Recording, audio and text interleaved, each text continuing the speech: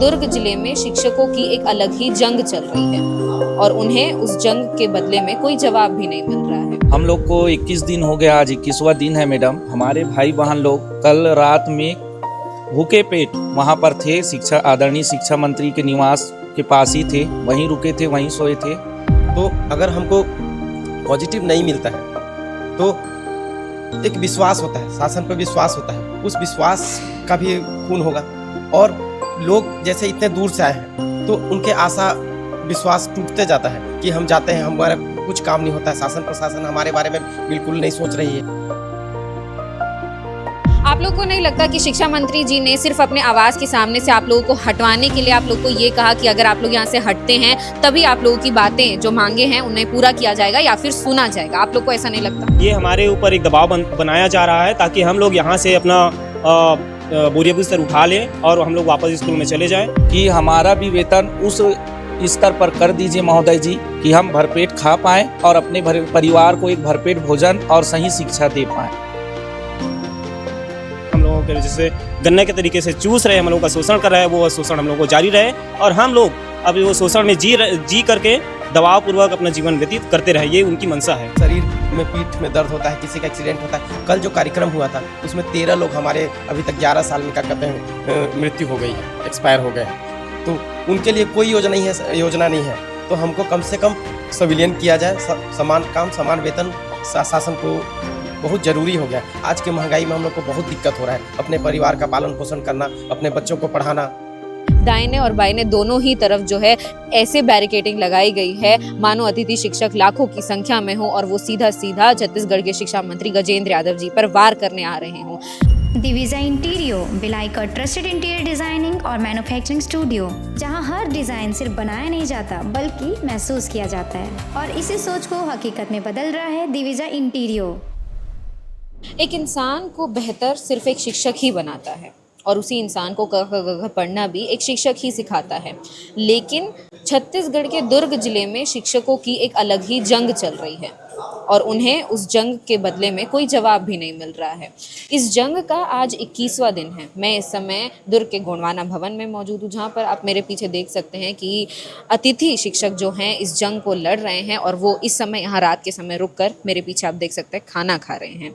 इस भवन की हालत काफ़ी जो है ख़राब लग रही है। देखने में ये ठीक है, लेकिन अगर आप देखेंगे यहाँ पर सफाई नहीं है और ऐसी हालत में ये लोग अपनी रात अपना दिन यहीं पर गुजार रहे हैं और 21 दिनों से ये लोग लगातार आंदोलन करने के लिए लगे हुए हैं अपनी मांगों के साथ में। तो चलिए इनसे बातचीत करते हैं और जानते हैं कि क्या कुछ पूरा मामला है। जी सर, क्या खा रहे हैं खाने में? जी, आज का भोजन मैडम हम लोग बनाए हैं आलू बड़ी सब्जी और सोसाइटी वाला चावल खा रहे हैं। हम लोग को 21 दिन हो गया, आज 21वां दिन है मैडम। हमारे भाई बहन लोग कल रात में भूखे पेट वहाँ पर थे, आदरणीय शिक्षा मंत्री के निवास के पास ही थे, वहीं रुके थे, वहीं सोए थे। दिन में खाए थे, उसके बाद ये अभी खा रहे हैं और हमारा 24 घंटे से भी ज़्यादा हो चुके हैं। जी, हमारा एक ही मांग है मैडम, जिसको लेकर हम अपना शिक्षा मंत्री जी के गृह जिला में आए हैं। समान काम समान वेतन और हम लोग का संविलियन कर दीजिए। आपके चैनल के माध्यम से मैं आदरणीय शिक्षा मंत्री जी से आग्रह करूंगा कि हमारा भी वेतन उस स्तर पर कर दीजिए महोदय जी कि हम भरपेट खा पाएँ और अपने परिवार को एक भरपेट भोजन और सही शिक्षा दे पाएँ। थोड़ा सा बता पाएंगे कि ये 21 दिन आप लोगों के लिए यहाँ पर कैसे थे? 21 दिन हम लोग के लिए बहुत ही संघर्षमय रहा है मैडम। अपना घर छोड़कर, अपने बच्चों को छोड़कर आप लोग यहाँ पर अब अच्छे खासे घर को छोड़कर आप इस खंडहर सी जगह में अकेले रह रहे हैं, अकेले बना रहे हैं, अकेले खा रहे हैं और 21 दिन से आप लोग अकेले रह रहे हैं। जी, हमारे अधिकांश साथियों का स्वास्थ्य खराब हो रहा है और 21 दिन हम यहाँ कैसा था और आसपास की परिवेश को पूरा सुबह उठते हैं, योगासन से शुरू करते हैं और आसपास साफ सफाई करते हैं, लोगों में स्वच्छता का संदेश भी जाता है।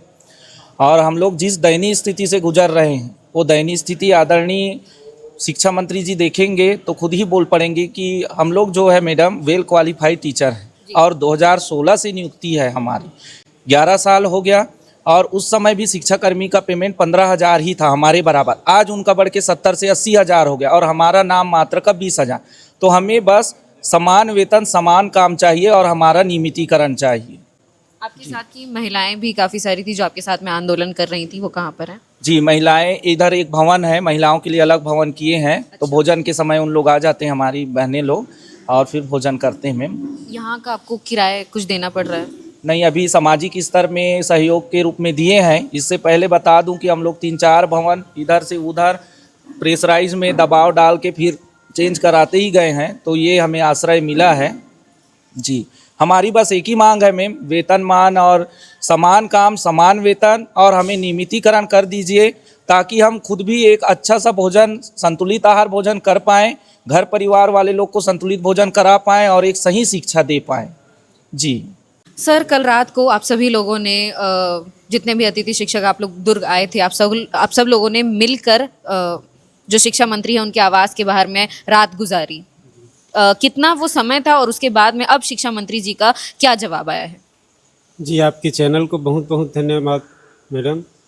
आपके चैनल के माध्यम से मैं कहना चाहूँगा, माननीय शिक्षा मंत्री जी श्री गजेंद्र यादव जी का अभी हड़ताल तुड़वाने के पहले अभी हमारे 5 प्रतिनिधि को रायपुर बुलाया गया है, लेकिन वो अब भी माननीय शिक्षा मंत्री जी अभी भी बात कर रहे हैं कि नियमों का हवाला देते हुए हम आप लोगों के लिए कुछ बनाएंगे, करेंगे, ऐसा कुछ बोल रहे हैं माननीय शिक्षा मंत्री जी। लेकिन माननीय शिक्षा मंत्री जी को मैं ये अवगत कराना चाहूँगा कि एक नियम को ताक में रखकर सामान्य व्यक्ति को एक कलेक्टर बनाया जा सकता है, जो पूर्व में बनाया गया था कांग्रेस की सरकार में, और इसी तारतम्य में 12वीं पास हमारे भाइयों को शिक्षक बनाया गया था, जबकि हम पूरा बीएड है, पीजी है, गणित, अंग्रेजी, फिजिक्स, केमिस्ट्री, बायोलॉजी, सारे चीज़ों का हम विषय विशेषज्ञ टीचर है मैम। मैं आपके माध्यम से बताना चाहूँगा कि हम लोग विषय विशेषज्ञ टीचर है, हम विषय विशेष के लिए ही हमारी नियुक्ति हुई है, लेकिन सरकार विभिन्न प्रकार की बातें करके हम लोगों को गुमराह कर रहे हैं। ये चीज़ उचित नहीं है। हम कितने कष्ट में हैं, 21 दिन से झेल रहे हैं। आप लोग हमारी बातों को चैनल के माध्यम से सरकार तक पहुंचाने का प्रयास कर रहे हैं, इनके लिए मैं पुनः आपको धन्यवाद दूंगा।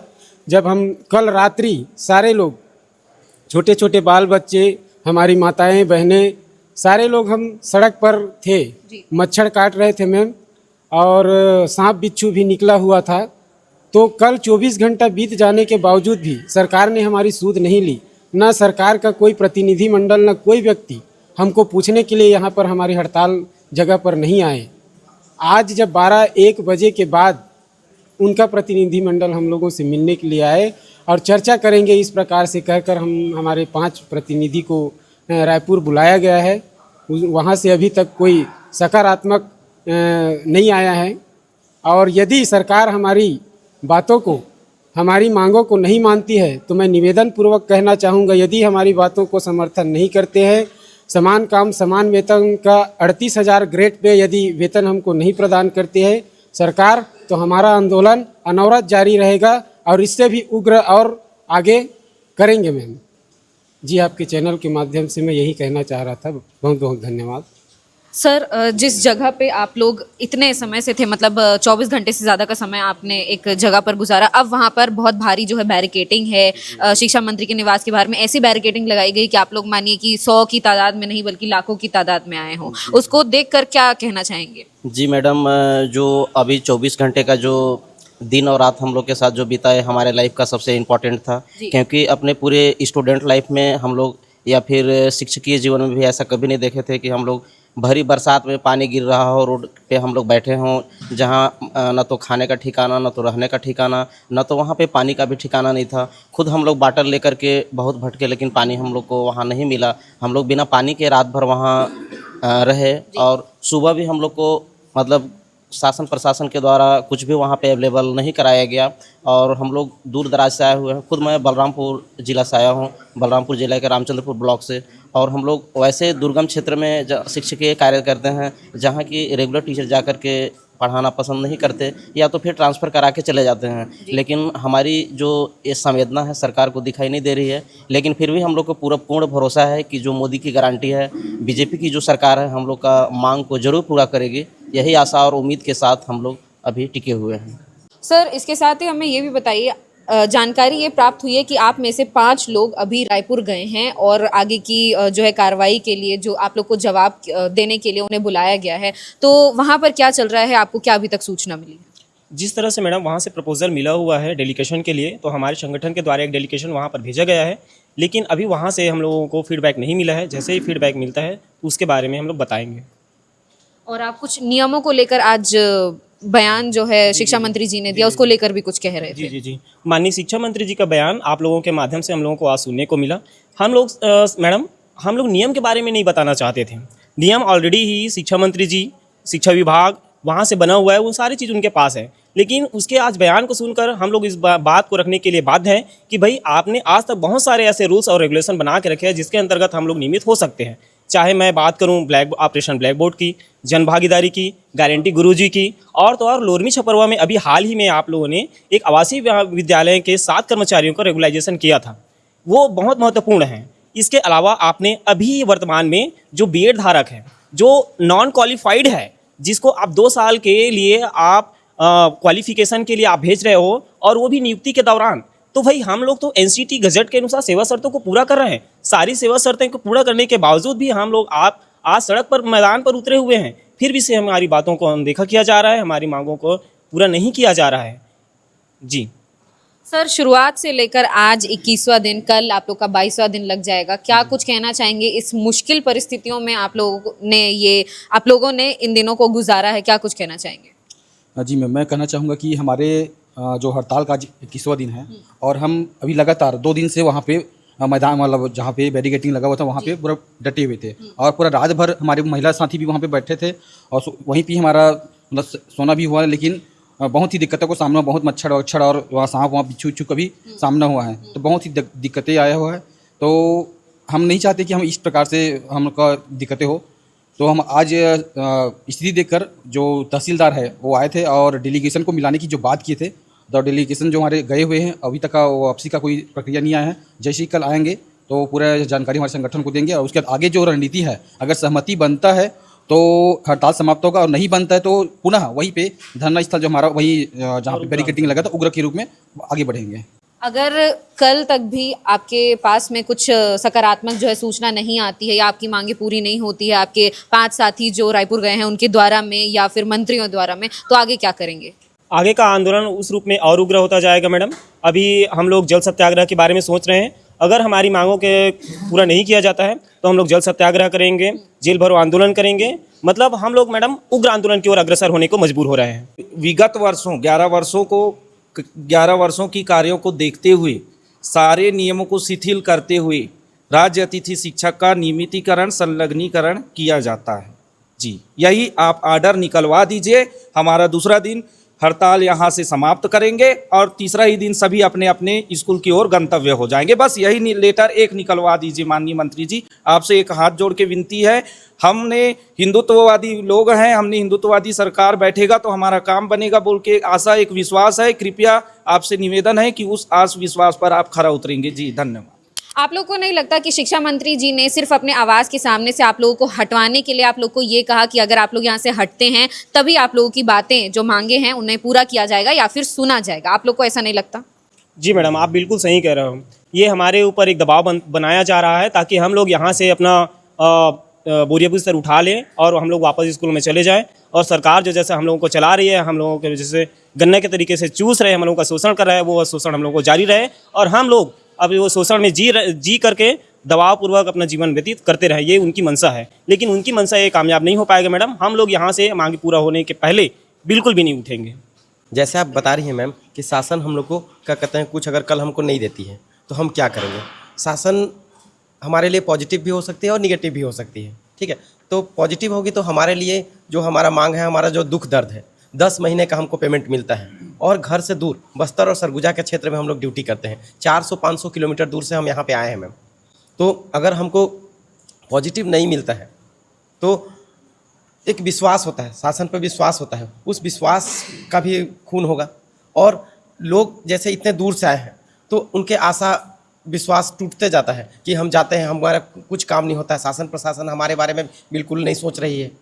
हम इतने दूर ड्यूटी करने जाते हैं 40 से 50 किलोमीटर, किसी का 200 किलोमीटर, शरीर में पीठ में दर्द होता है, किसी का एक्सीडेंट होता है। कल जो कार्यक्रम हुआ था उसमें 13 लोग हमारे अभी तक 11 साल में क्या कहते हैं मृत्यु हो गई है, एक्सपायर हो गए हैं।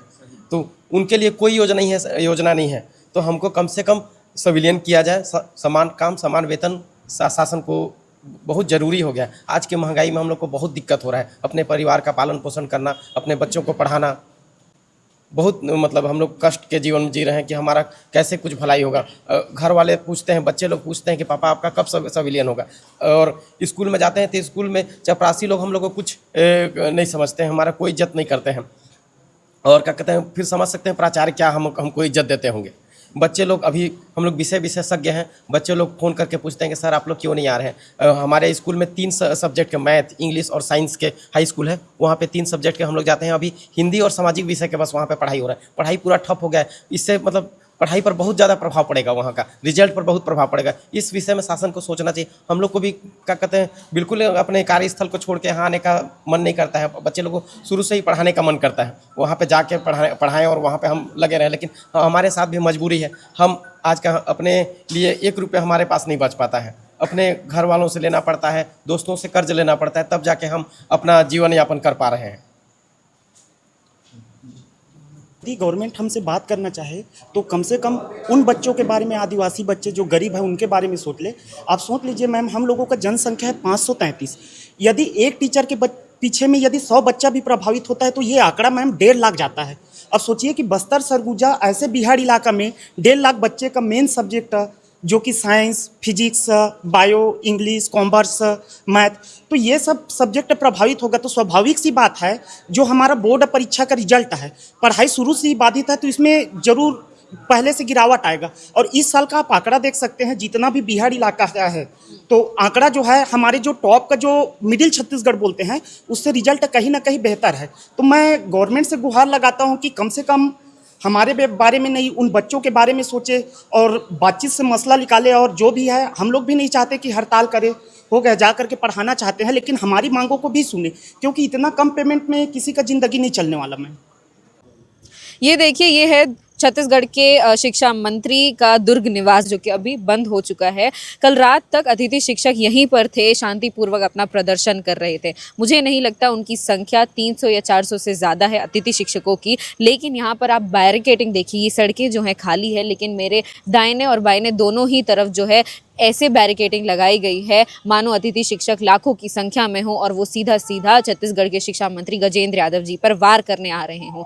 अतिथि शिक्षकों के इस आंदोलन से ये तो पता चलता है कि वो वार करने नहीं, सिर्फ अपनी मांगों को पूरा करवाने और शिक्षा मंत्री से कुछ जवाब मांगने के लिए आए हैं। क्या शिक्षा मंत्री की ये जवाबदारी नहीं है कि वो अतिथि शिक्षकों को आकर जवाब दें? उनके आंदोलन को आज इतने दिन हो चुके हैं, फिर भी शिक्षा मंत्री ने उन्हें एक जवाब नहीं दिया है। आखिर ये क्या जवाबदेही, आखिर ये क्या जिम्मेदारी है? फिलहाल सारी चीज़ों को लेकर आपकी क्या राय है, कमेंट करके बताना ना भूलें। और बेहतर खबरों के लिए भारतीय मीडिया को फॉलो ज़रूर कर लीजिए, सब्सक्राइब ज़रूर कर लीजिए। बहुत बहुत शुक्रिया।